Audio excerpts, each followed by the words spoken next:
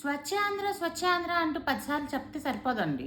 స్వచ్ఛాంధ్ర అనేది జస్ట్ ఒక గవర్నమెంట్ తీసుకునే ప్రతి ఒక్కదానికి గవర్నమెంట్‌దే బాధ్యత అనకూడదండి.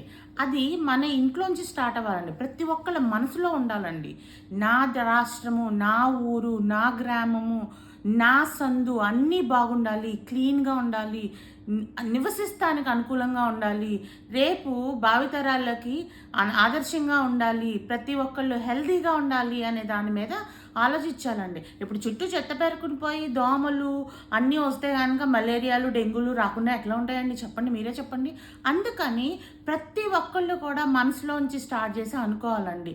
నేను నేను తినేసి పడేసిన చెత్త, నేను ఒక అరటి తొక్క దగ్గర నుంచి ఒక పేపర్ కానీ, ఒక ప్లాస్టిక్ కవర్ కానీ ఇలాంటివన్నీ రోడ్డు మీద ఎక్కడ పడితే అక్కడ పడేయకూడదు.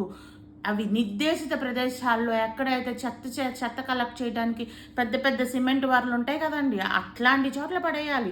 అప్పుడు పారిశుద్ధ కార్మికులకి పని చేయడం సులువవుతుందండి. అలా ఆలోచించాలి. ఇప్పుడు మనకి 1000 కిలోమీటర్ల బీచ్ ఉందండి. తీర ప్రాంతం ఉంది. నేను వెళ్ళి చూస్తే అమెరికాలో అయితే ఎక్కడ చెత్త వేయరండి. జాగ్రత్తగా పెట్టుకుని కార్‌లో తీసుకొచ్చి ఇంట్లో పడేసుకుంటారండి. ఇక్కడేంటంటే వెళ్ళి చూస్తే బీచుల్లో పగిలిపోయిన బీర్ బాటిల్స్, గ్లాస్ ముక్కల దగ్గర నుంచి ప్లాస్టిక్ కవర్ల దగ్గర నుంచి అన్ని బీచ్‌ల్లో ఉంటాయండి. అంటే ఏం చేస్తున్నాము?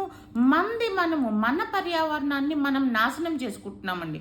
అంటే స్వచ్ఛాంధ్రప్రదేశ్, స్వచ్ఛాంధ్రప్రదేశ్ అంటూ ఉంటాం కాదండి. మనం కూడా దాని వైపు ఒక అడుగు ముందుకు వేయాలి.